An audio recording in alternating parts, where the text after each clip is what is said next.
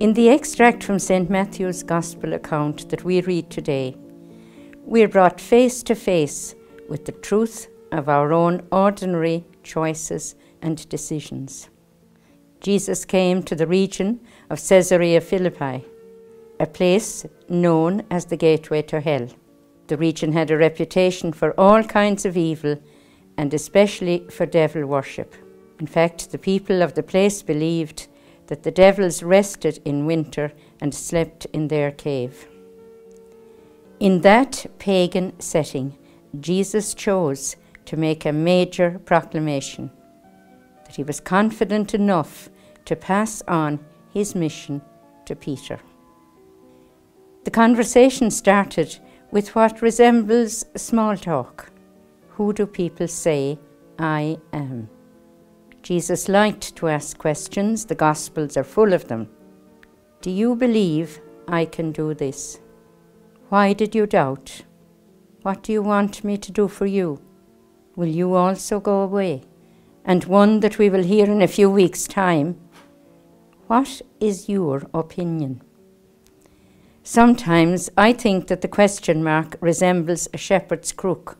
And when Jesus asks questions, he is nudging us in a certain direction to take a stand for him if we listen. So Jesus asked, who do people say I am? The disciples had heard him talked about.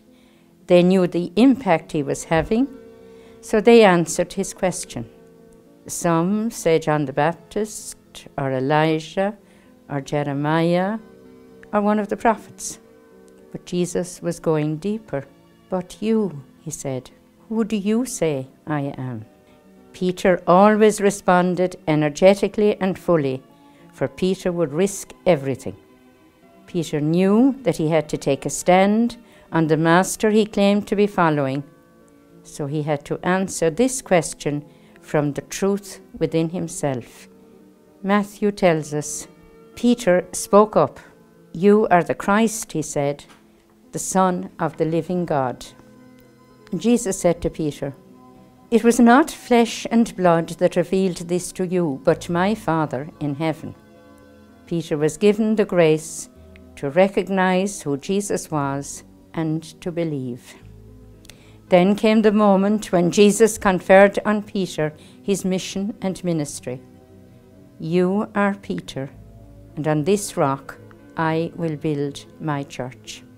Jesus had found someone to whom he can confidently hand over his mission.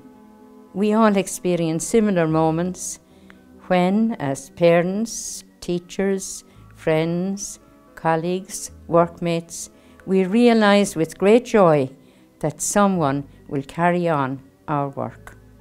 Yes, we all have our Caesarea Philippi moments. The moment when Jesus asks that vital question, when he challenges us to nail our colours to the mast, to make a choice for him rather than go with the flow and deny him. And it can be in very small matters that the challenge comes, and we can all be cowards at times.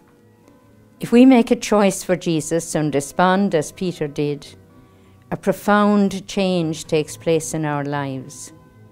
We may be in a bad place of godlessness or addiction or whatever, but Jesus accepts us as we are, past, present, and to come.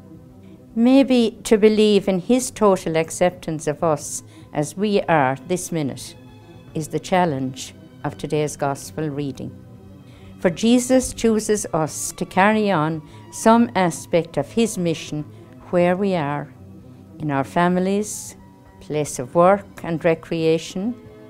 Perhaps you are sick or infirm, but you still give a message. We tell others who Jesus is by our living. God asks for helpers to spread his word and to build his church. He asks each one of us to be willing to say who he is by our way of living. Who do you say I am? At the end of our Mass this morning, the priest sent us out with these words, Go and proclaim the gospel by your lives.